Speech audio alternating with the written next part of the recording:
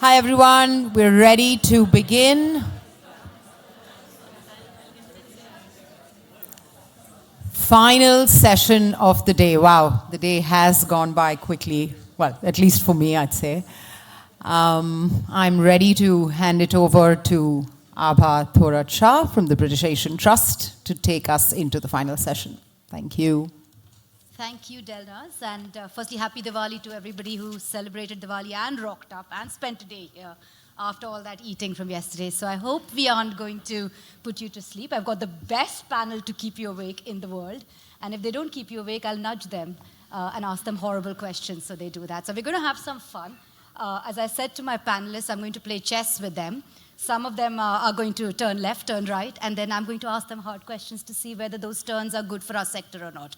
So that's the fun we're going to have today. It is the last session, so we've got to keep it fun. So they're going to say provocative things. So if you agree and disagree, the question time is when you can get up and say, actually, from a community perspective, you guys are bullshitting here, and I don't agree with you. So come back to us, because it matters, and money matters, and the conversations around money matter. We've had lots of C's all day, right? I've counted up community, collaboration, systems change. I'm counting the C there. Climate. I'm really hot now after that panel where that heat map really, I've taken off a couple of layers. It could be the menopause. It could just be the heat map. But, there's all this feeling of climate change always makes me feel hot for some reason, and it always makes me feel stressed. But what makes me feel even more stressed is when money is not used very well. And I've learned from some people here in the panel, Tom, the early church I went to was Tom's church, where using money well to see someone passionately talk about the use of money really changed something in my heart. From talking about how communities do things, or how nonprofits do things, for the first time I found someone who talked about, is money doing what it's meant to do? Is it being honest? Is it being credible? Is it asking hard questions? And that really created a change journey in my career at the British Asian Trust. And I continue to passionately want to work on things that money can do differently. This panel is about money doing things differently with others, sometimes without others, asking itself hard questions, using data, believing in communities, and making change happen. Now, we bring together academia, civil society, banking, and a whole lot of other talents that they've acquired on the way. Scholl, if I may say so. Amrita and I found we went to school next to each other, like in true Bombay tradition. You always go to school 2 minutes from each other. And Tom and I, of course, have worked on several projects. So lots in common. So we might sound like we're agreeing with each other, and that's where your role comes in. So if we sound like we're agreeing with each other too much, make it difficult for us. So with that, I'm going to turn to my key piece in my chess set, who is Stefan. And I said to Stefan, he has the job of laying the landscape out. He's going to build that sort of heat map that you saw in the previous session. He doesn't have a slide. Tom's got the slides today. But Stefan's going to set up the what of this finance conversation. And Stefan, my question to you is, I know there's no one who can frame this better than you. You talk about capital in a way that some people talk about social change. And I want you to bring that passion and magic to this room, and then we'll move on to a bit of the how. I'll try and do the so what the whole time. And then we'll come back to Stefan to say what next as well. And then we'll come over to you to ask us those tough questions and then close for drinks. So that's what we're going to do, starting with Stefan. Thank you very much. Try that one again. Thank you very much. Professors are people who talk in other people's sleep. So I'm going to try to be unprofessorial today, just to keep you awake. But before I do that, I just wanted to thank our hosts, to thank Dasra and Sonal and Nitea and Delnaz, and in particular from my perspective as someone who speaks for and about philanthropy globally, rather than from your particular perspective. So I'm honored to be here and grateful for the invitation. I want to propose something to you all, which is that philanthropy become a leader rather than a follower in the allocation of capital.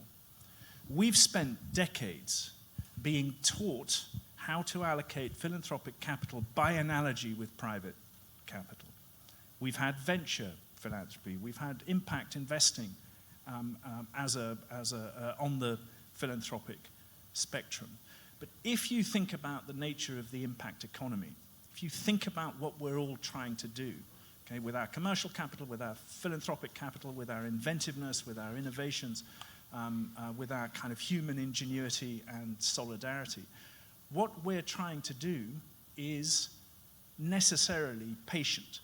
Okay? It's necessarily a whole lot more patient than some of the cycles our private commercial capital has been locked into.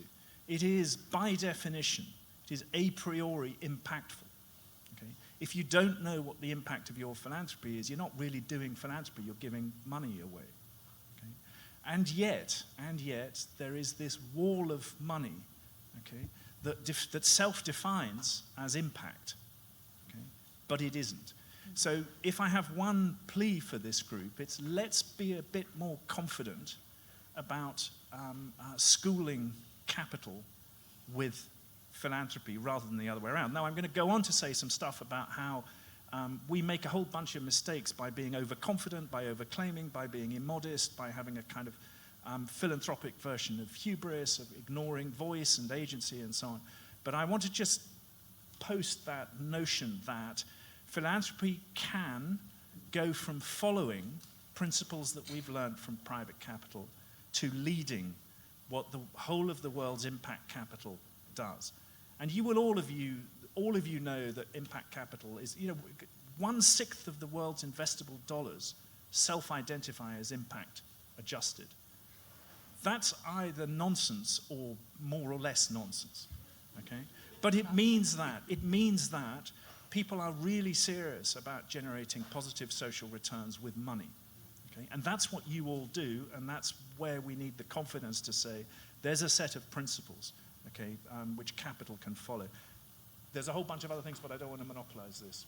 Absolutely. So we're setting the stage on how the confidence in philanthropic capital can hopefully redefine the conversation. But I'm first going to turn to Tom and his beautiful slides, because, we can't talk about capital without slides, to tell us the how you've been redefining this capital at UBS. And Tom's told me that I should tell him to keep it fast, so let's hope we do that. I'll try not to speak too fast, but for those of you who don't know who UBS is, just not to be confused with the well-known parcel service or the memory stick. We are, in fact, the world's largest wealth manager. Manage about $5 trillion worth of capital, about 1 million high net worth individuals globally, and recently, thanks to the acquisition of Credit Suisse, have a fantastic new wealth management business in India, so very excited. And 95% of our clients tell us that they want to use their wealth to solve some of the pressing social and environmental problems, which I think is a reason for optimism and hope. So why haven't we done it already? Well, I think when we talk about the impact economy, which is a term that Stefan just mentioned, we think about solving some of the pressing social and environmental problems the world's facing. So the Sustainable Development Goals are a proxy. This isn't the perfect solution, but it's a proxy. And it's estimated that to do that by 2030, we need $30 trillion of additional investment. And by the way, if we do that, it will do amazing things like create 380 million new jobs and add 12 trillion in annual value to the global economy. So this is not just about doing the right thing because it's the right thing to do. This is about doing the right thing for all of us. Now, who are the actors in trying to drive the impact economy? Well, we have philanthropy, my career for the last 20 years. Thank you, philanthropists. Philanthropy today is around 2 trillion. I've been saying for a few years I think it will get to 5 just from the exponential wealth creation over the last couple of decades. Forbes came out in an article at the end of last year saying 10 trillion by the mid-2030s. It's incredible, the amount of generosity, the desire of people who want to help, as Stefan was saying. But philanthropy has a problem, because even if it's 10 trillion, those of you who are quick at maths realize it's not 30, right? We cannot give our way out of these huge social and environmental issues. We cannot give a free education to the 500 million young people who currently can't read or do basic maths, right? So we have to find catalytic pathways. We have to look at investment-based solutions to scale. Happily, in the wealth management industry, there's about $103 trillion, 81% of which is controlled now by women, by next-generation wealth creators who say, as Stefan was saying, they want to get impact alongside financial returns. The problem is that that money isn't really reaching where it's most needed, particularly in emerging markets. The impact investment industry today is about $1 trillion. And I'll just give you one tangible example. During COVID, we were looking to invest, actually just before COVID, in the only domestic oxygen supplier in Kenya to produce their own oxygen so they didn't have to import it. And it was fantastic for things like maternal and child health. Their market risk-adjusted return, what they were being charged on the open market for their cost of capital was 27%, and they could afford to pay 9%. So what happened? The money didn't flow, that business didn't get investment, there was just only expensive oxygen in Kenya, women and babies died, right? Happily, philanthropy fixed that, and I'll touch on that later. The other dimension, which you won't see at the bottom here, is governments, right? Governments spend $32 trillion each and every year on things like health and education and social care and all these kind of benefits, right? So the question is can we get these actors in the economy working together more effectively to start solving these issues? And obviously in the context of today, in India, right? And we believe that they can, and we're seeing it. Okay, so if there's one message I'd love to communicate from the panel today, it's like through partnerships, when we work together, we can actually drive the innovations. So Bill Gates says philanthropy is at its best when it takes risks that the market won't take. Perhaps one of the most obvious examples of that is, we're probably all in this room because philanthropic capital did the research and development for the mRNA vaccine, which was then ready to be scaled by investment capital at the right time. But how do we expedite that curve? Well, one way we do that, and it's fantastic to be on the panel here with Stefan, is we're partnering with Stefan and the London School of Economics on something called the 100x Accelerator. Can we deliberately and intentionally find the impact unicorns of the next decade?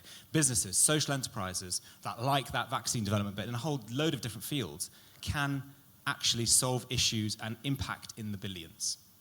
And we're already in process of doing that. I think they've fantastic team, the LSE, have vetted 2,500 different potential to find a cohort of 20. But we know that when we find those 20, particularly if they're in emerging markets, the next thing they'll tell us is that they have this huge issue in terms of access to capital in order to scale. So again, I know it's after lunch, so why don't we just do a little bit of audience participation? Maybe just put your hand up if you went to university in the room. Yeah, smart crowd. So I think most of us would probably agree that that was a pretty important part of the reason why we're in this room. Yeah. Raise your hand again if you took a student loan. Quite a few. And did any of you pay more than 20% APR on that loan? No. So is it really any wonder that we're not unlocking the huge human capital in some of these emerging economies when the only option for, say, a young woman in Rwanda or Sri Lanka is, if she's not one in the million who gets a scholarship, is 40% APR on a student loan. Right? That's it. But this can be fixed, and this can be fixed through partnerships whereby philanthropists play one role, investors play another role. So just to walk through a tangible example, we built a fund a couple of years ago where the philanthropists said, look, we think these young women are great credit risks. We're willing to take a first loss with our philanthropic capital. We're going to underwrite the risk that they won't pay their student financing. But we're lending it to them, we're not giving it to them. And by doing that, that enabled institutional money to not lend at 40%, but at 4%, because it was essentially protected by as much as 50%. And that pool of $21 million, through something called income share agreements, where the academic institution is also liable, sorry, Stefan, for 20% of any losses, so they don't miss-sell courses to students, so they actually get entrepreneurship and education. There's 10,000 students. And the repayment profile on these income share agreements is a 9% return to the philanthropic capital. So it's genuinely win-win. And those young women will go on to add about $700 million of lifetime economic value to their economies. And the reason I love this example is because it's scalable. To provide a scholarship to every young person, 500 million young people worldwide who might deserve one, we wouldn't need $10 trillion in philanthropy, we would need 60. It's not going to happen, right? That paradigm is not scalable. But these kinds of models would only need about $500 billion. Now, I say that with a smile on my face, it's still a big number, but that $500 billion can be reinvested and recycled and generate a return and add about $1.2 trillion to our global economy. Do you want to pause? I'll pause. Come back. Right. So we talked there about UBS thinking differently, thinking about the fact that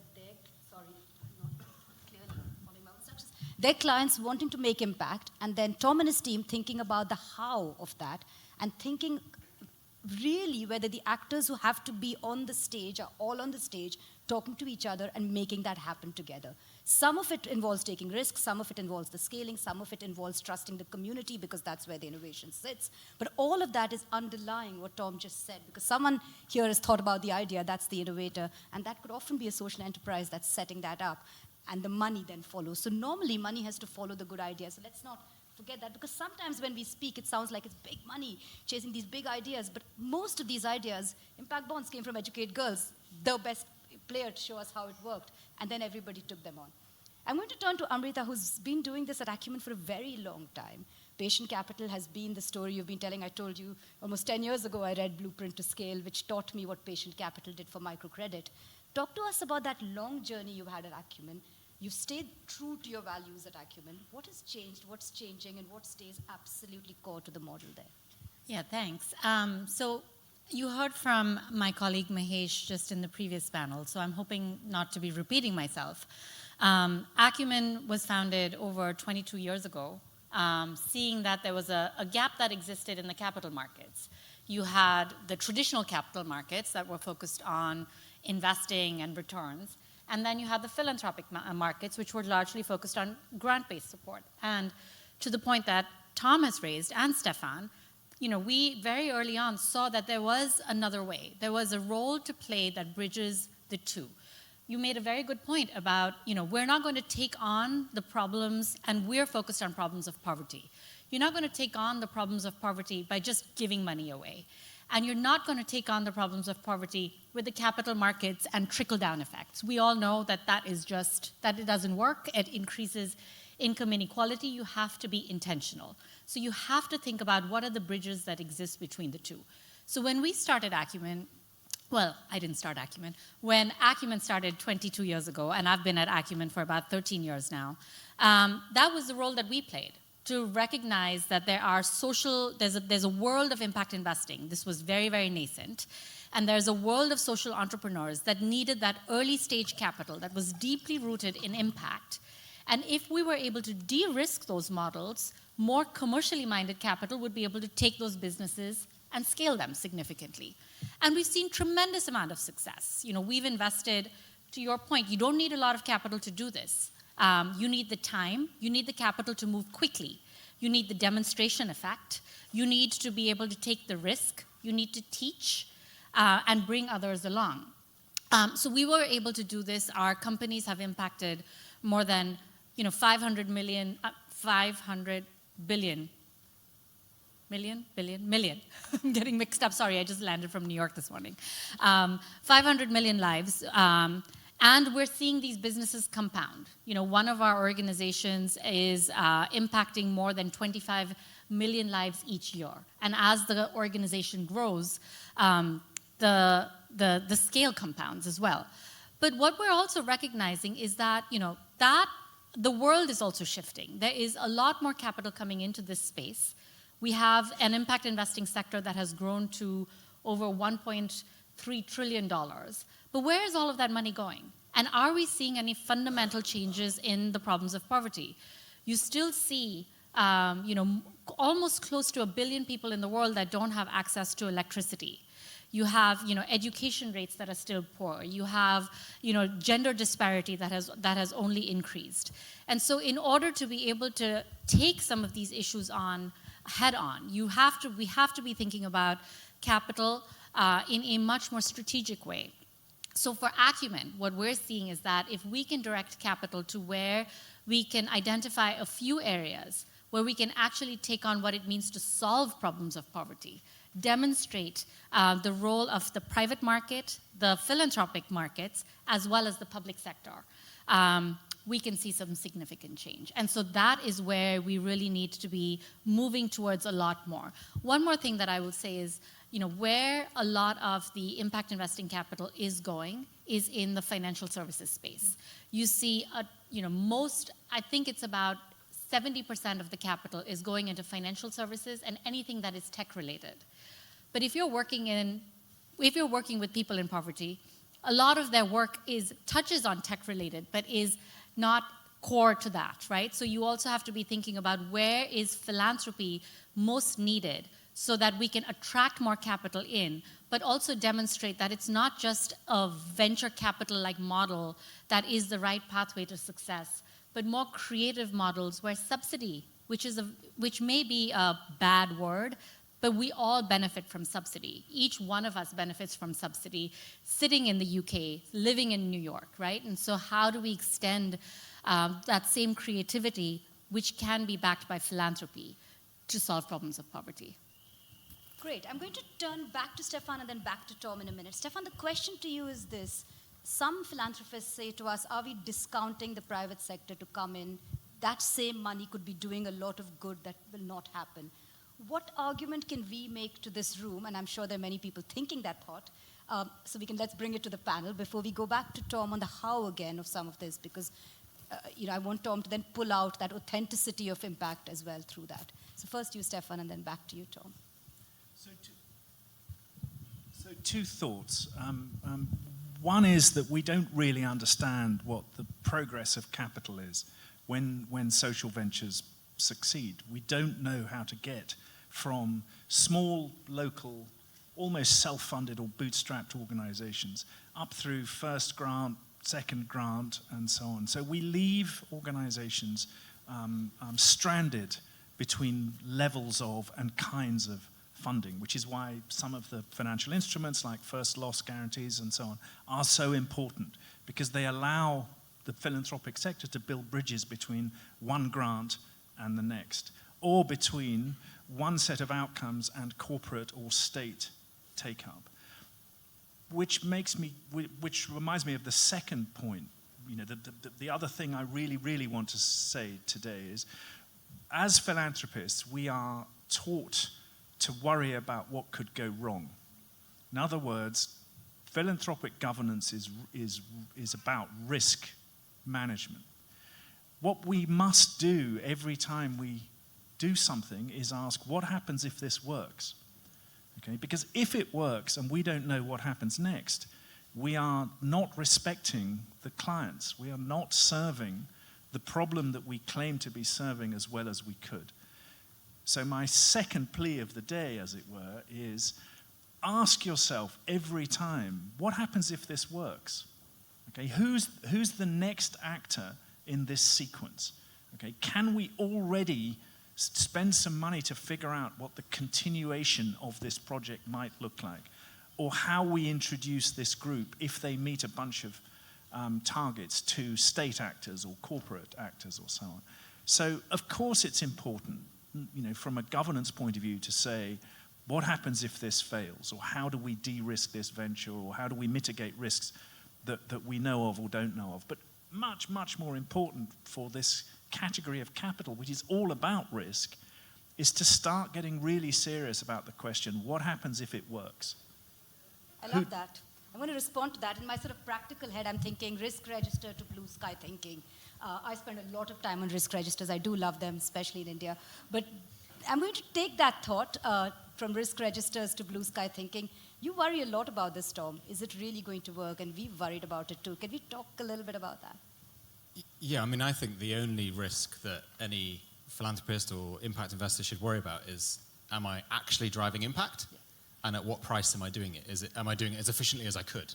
Right? And I think that's one of the reasons why we think that actually it's absolutely critical, and to begin with the end in mind, to imagine an economy that's going to allocate capital efficiently for profit, people, and planet. That's what the impact economy should do. You can't do that without absolute transparency of impact, and today that just doesn't exist, right? The impact reports are 72-page documents. Most people don't read them. If they do read them, they probably don't understand them, myself included. And what we desperately need is consensus around what impact is, and then to report against it really clearly on all capital allocations. So, an example, and we were thinking about, wouldn't it be amazing if you could just have a bond rating for impact? AAA, triple B, triple C, stick it on everything, right? It can be a whole army of different organizations can do the auditing, but they report on the same three things that you need to know. Firstly, what is the evidence of impact? None of us would countenance putting new medication in our children's bodies if it hadn't been through a clinical trial. Gold standard, causal, proven. Yeah, actually, all the time we have education interventions that have got no data being tested on our kids. Why? Well, partly because it's not regulated against, right? But we should know that. We should know what the standard is. The second point is to come on to the point Amita was saying about acumen. And of the $1 trillion that's in impact investing today, 90% in developed markets. It's not where it's most needed, where the burden of the Sustainable Development Goals is. So we need to transparently communicate that. Otherwise, we're not going to move the dial on inequality, and we're not going to realize the benefits of an impact economy. And finally, we have to do it at scale. But the other reason really measuring impact and knowing the price of the outcome matters is because you can then start to pay for impact. So this concept, in fact, Stefan said it as well, this idea of an impact-adjusted return, I think is really, really important because impact has value. An educated child has value.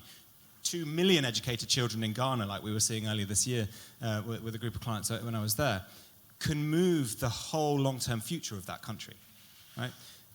That has a value that can be paid for, and we've seen different ways in which we're starting to see people pay for impact. So one of my favorite examples is a bond the World Bank issued, whereby the investors agreed to be paid in cash and rhinos if the rhino population was proven to increase. The rhinos weren't delivered on Amazon, they stayed in Tanzania, but I think this is a great example of there are people who are willing to have part of their return, if you can prove it, to be paid in impact. So if not, cash and rhinos, why not, I don't know, Bitcoin and trees or whatever, dollars and bees, we know we've got a biodiversity crisis. The other dimension is consumers and businesses. There's already a $200 billion market, I think the previous panel was climate, paying for carbon outcomes. Okay, we know there's a lot of criticism about how that's being priced and proven, but that's just a work in progress. This is a great example of transfer of value, impact being paid for. But the biggest potential source, remember I used that $32 trillion number earlier from governments, is government money. So again, just to check no one's feeling sleepy, please raise your hand if you think, or maybe you're from the UK or India or somewhere else, if your government generally spends money on the right things. Usually I get, that's interesting, few. Usually we'll get one hand up from Singapore or something who's really excited about the money being spent there. We asked the Treasury Department in the US, of the $1 trillion that they spend on things like health, social care every year, how much is spent on outcomes that are proven to that standard I was describing? It's got a control. It's actually scientifically proven. That's the number they came back with.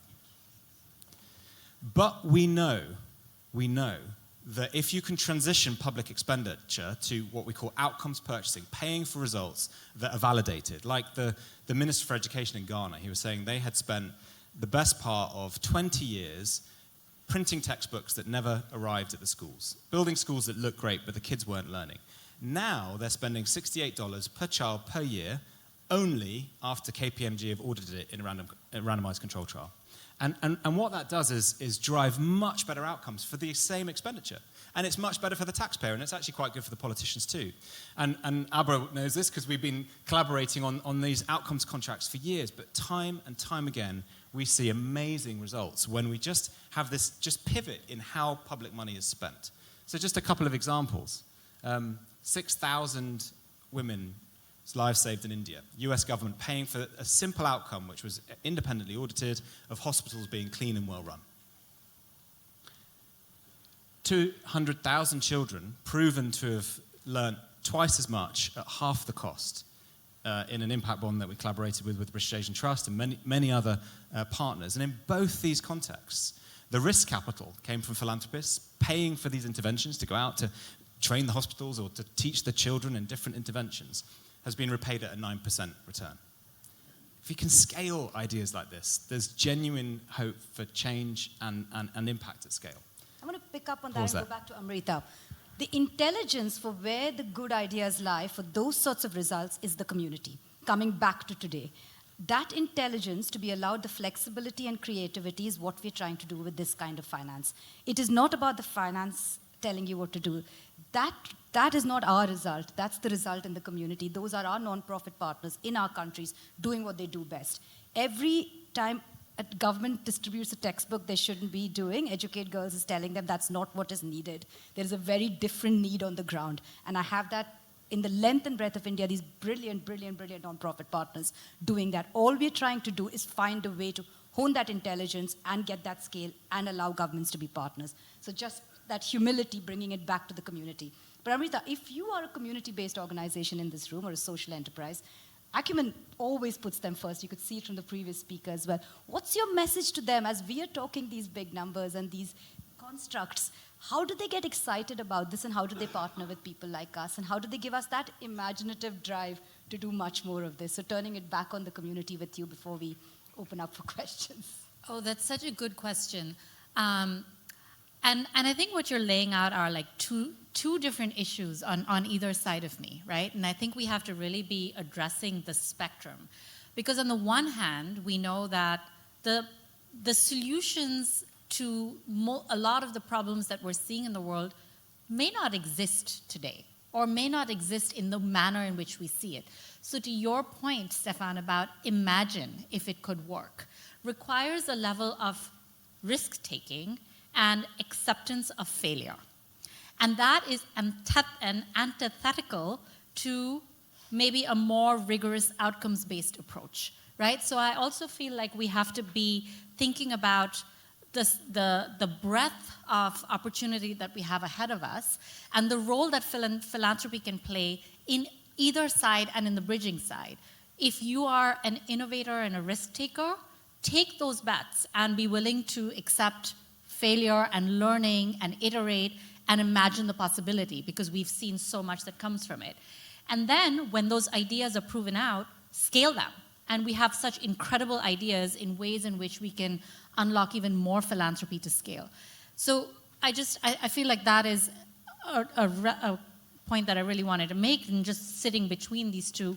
And then to your point about how do you harness the power of social entrepreneurship and community, I think the power is within those communities. And so how do we ensure that we're bringing them the right skills that they need?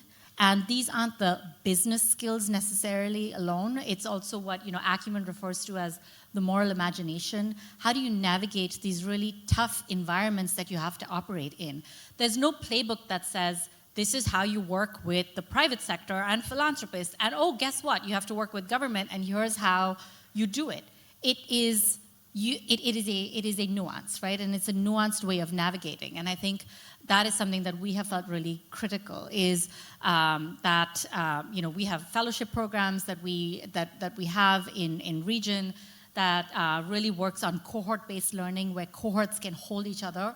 But it's also about how do you open up to different communities such as these, communities that we have access to, so that their models can be uplifted, that we can give voice. Because typically these very proximate, regional-based approaches are the ones that are the most powerful. But they're the ones that need to be uplifted, because if their models are understood, then they have the ability to not only take the capital, but the most powerful is also where their ideas can be taken to scale. Brilliant. Anyone wants to add to that before we turn to the audience? And we're looking for the questions, or we're going to ask you questions instead. Anything else from us? Tom, do you want to add, Stefan? If I may, I'll say the third thing I wanted to say, which might sound as though it contradicts the first thing I said. The first thing being we should be, philanthropy should be teaching capitalism about impact. The third thing I'm going to say is we've got to be more sensitive to a kind of arrogance of perspective in the face of the world's most complex problems. We're not going to solve climate change. We're just not, I'm sorry. The climate crisis is a complicated, wicked problem that requires every technology and every actor, which is capital markets, it's states, and it's us. Okay? And we've got to stop associating our interventions with silver bullet solutions. We simply have to stop that, because it means that we don't listen to all the other actors in the system. It means that we're too sensitive to the independence of our solutions rather than the needs of the clients or indeed of the other actors in the system. So, and I know that if I copied Tom and said, who believes that there are silver bullet solutions? No one would put up their hands. But if I asked you to parse the entire philanthropic economy for the last 12 months, or just go through the annual reports, almost all of them would be saying, we have a unique solution to a difficult problem and we're going to fix it. And I say this as someone who worked in an organization pre-COVID whose strapline was ending pandemics in our lifetime. I actually just couldn't agree more with that, Stefan. And I think maybe there's this call to philanthropists in the room that the reason, and having come from the charity sector a decade ago before moving to the dark side, philanthropy has huge power, but non-profits, I think, are incentivized to overpromise and underdeliver. But by working in partnership, by building collective pools of capital, not to fund organizations, but to try and work together with all of the actors in the impact economy, government, academic institutions, civil society partners, philanthropists, investors, dare I say even banks. That is how we can start to see change. And just to give you one example, I was in India a few weeks ago, and we had 15 families from all over the world who'd pooled resources, partnering with Dasra. And I think we had no fewer than 12 different organizations all working together to try and ensure children grow up in safe, loving families and not free from harm and abuse. You know, all of these different things that are multifaceted, community-led. None of that would have happened if it hadn't been for philanthropic capital catalyzing it, but doing it in a really humble way and being open to partnership, which, let me say, is not easy, but it's absolutely essential if we really want to try and solve the issues that we care about. Brilliant. With that, I'm opening up with questions. We've stunned the room into silence. Okay, there you go.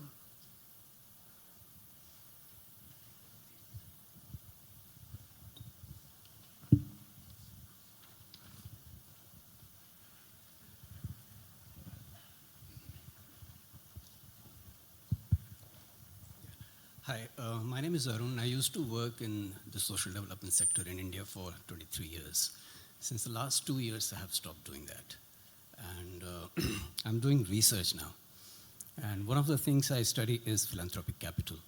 And one of the things that I would like the panel to consider is to talk or take us through the ways in which capital is accumulated before it becomes philanthropic capital. The reason why I'm asking this question is because let's take just two examples. One is climate. Another one is labor ethics.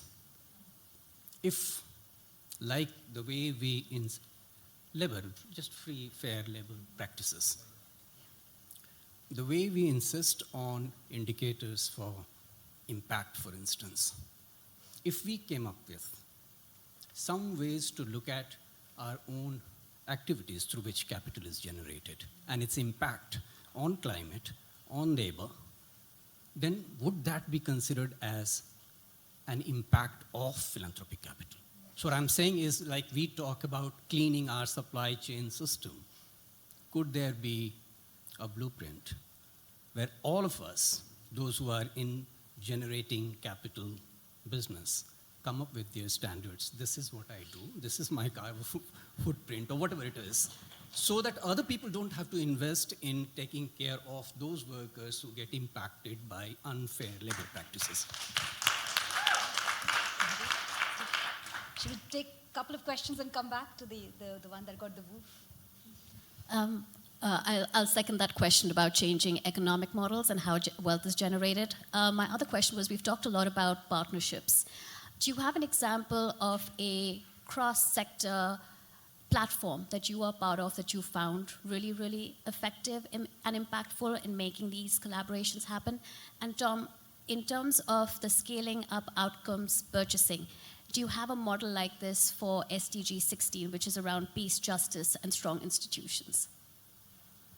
Let's take those two questions first. I think they're sort of connected. And maybe, Stefan, I'm going to turn to you. That was a deep one, the first one. So I appreciate the question. And if I've understood you correctly, you're asking a version of the question we try to answer when we talk about mission-related investments with very large endowments, which on the one hand invest in fossil fuels and on the other hand give grants in order to mitigate the baleful effects of the fossil fuels. But you're extending that to say, if capitalism is causing these problems, but also generating money, which we then deploy to try to fix the problems, wouldn't it be better to fix capitalism first? That's essentially your question. Yeah. Yeah. So yes, it will be better if we could fix capitalism. No, I don't think degrowth is the answer, because with everything, and I've spent a lot of time working on degrowth because it's apparently very seductive. But if you care about science, technology, medicine, and general human flourishing, you need to have a version of growth in order to meet the costs which inevitably rise. Which is not to say that we don't need desperately to reform capitalism. And I'll give you one thing that I think is important in respect of this, which is if there were international accounting standards that all companies had to conform to, okay, we would be able to compare, just as we can at the moment in things like cost of capital or the strength or otherwise of a balance sheet. If that existed for impact, okay, the world's companies would be revalued quite radically, but you would leave the things that we care about preserving in capitalism, which has to do with funding, science, technology, medicine, and so on. It would leave some of those things intact. So, as you might imagine, I've given you a slightly compromised answer. But I think the idea that we're busy fixing stuff that we shouldn't have broken in the first place is very important. Can I just build on that? And work that we're doing in India is focused on how do you bring dignity of work, particularly to the informal sector, where 70% of the workforce in India is not in skilled jobs.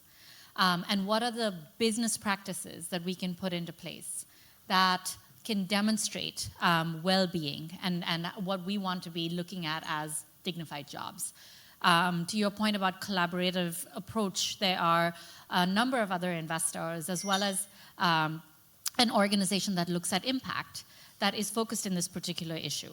And we're particularly looking at the waste sector, which is a very extractive sector, to say what are different ways through business model innovation that we can highlight how we need to do this differently through a market or a public-private partnership-based approach, where maybe that in itself is not going to change the sector, but it can provide a really strong demonstration that hopefully we can take to scale and it can start to shift.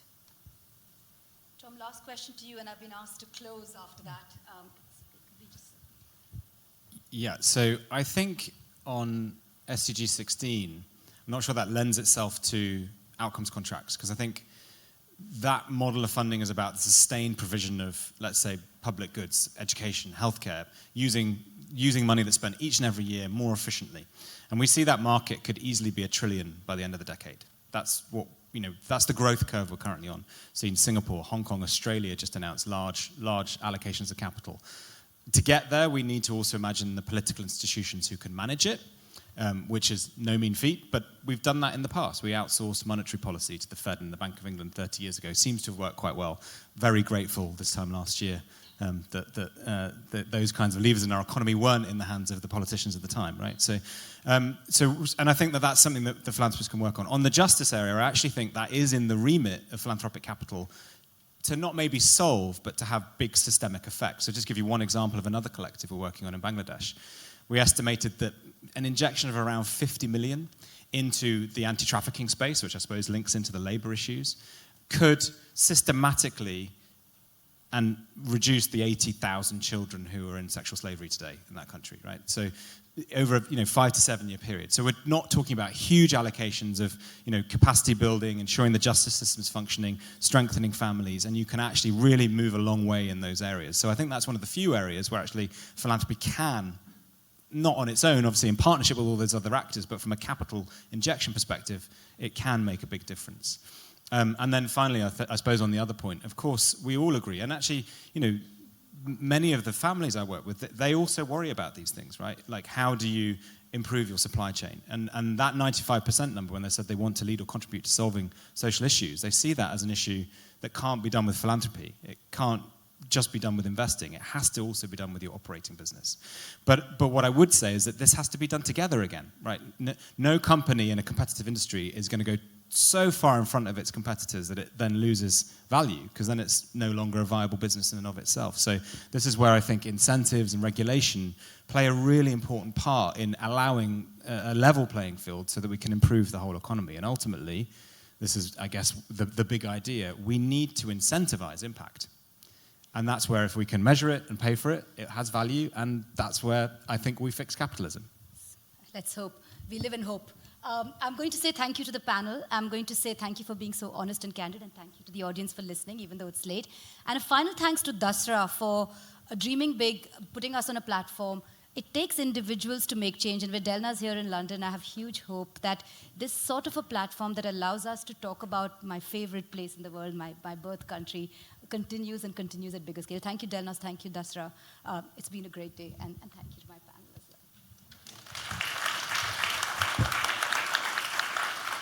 Thank you to the panel. Thank you, Abha. Well, thank you all for being here. Thank you all for being here and being here all day. That itself is amazing. It just shows, the spirit that's there and how we need to now take this forward in stronger ways.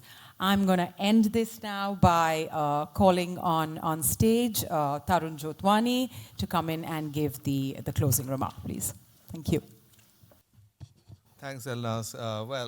My job here is to say more thank yous and thank you once again. But before I do so, I do want to say that as chair of Dasra, that this is the first Philanthropy Forum in the UK, and I'm delighted that you all came, and the room was full, and there was lack of chairs. I think that's a great outcome, and I'm sure we'll have many more given this outcome. I think the conversations were very high quality, and believe me, been to many IPFs in the US and in India.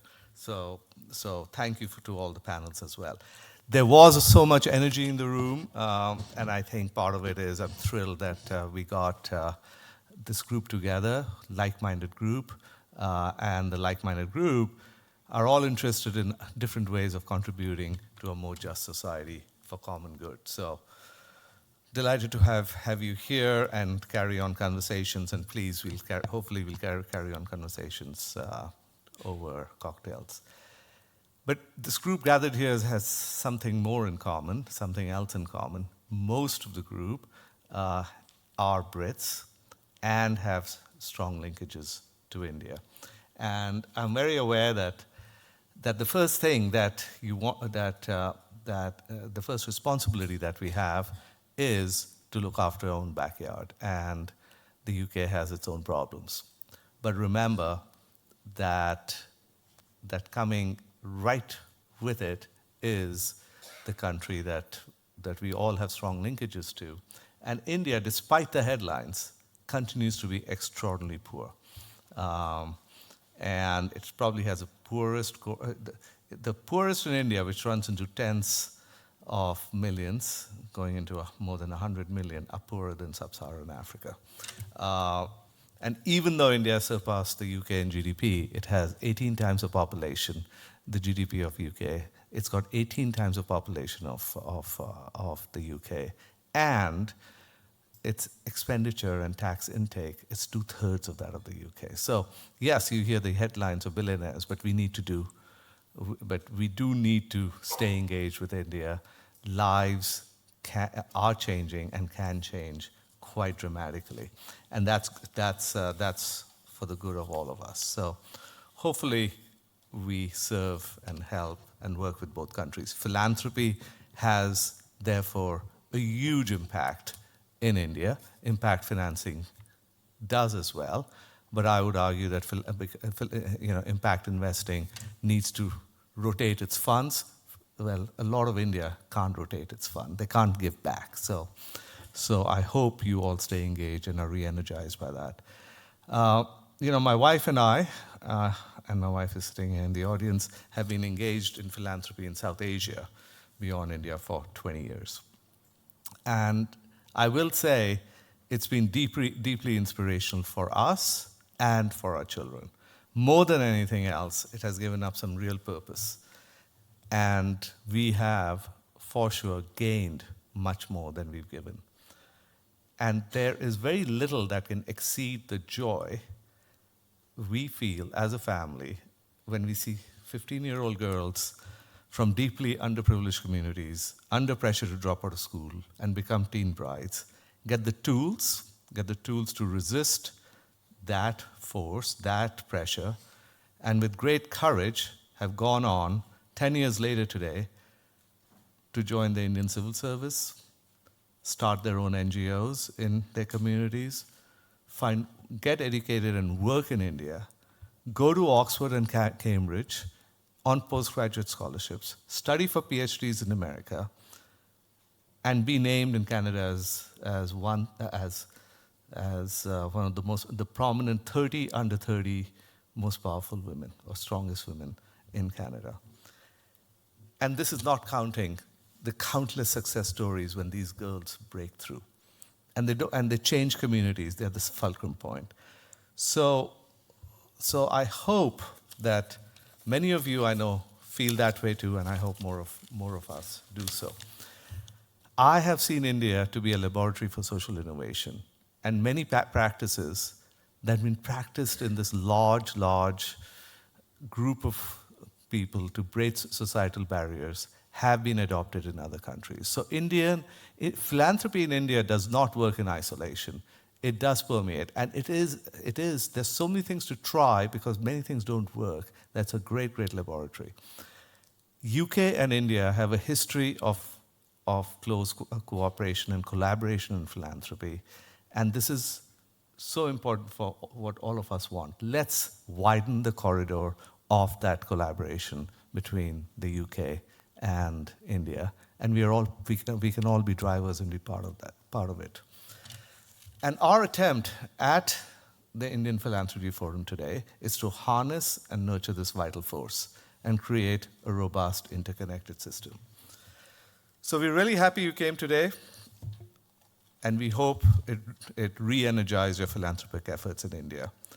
Dasra is here to help you navigate the landscape, as are our partners, including BAT, at this IPF. So here are the thank yous. A big thank you to our partners in British Asian Trust, Indiaspora and UBS, Optimus Fund and UBS, our panelists who were fantastic and brilliant, and all our participants for being here and for your dedication to philanthropy. I also want to thank Abha Shah, Jo Ensner, I think she may be gone, Sanjeev Joshipura, and Swati Deepak, who were all part of the advisory circle to put this together. But really, most of all, please join me in giving a big hand to the Dasra team, who worked all the details, have worked endlessly from here and in India to put this event together for the first time in London and in the UK. So Delnard, JC, rest of the team, thank you so much.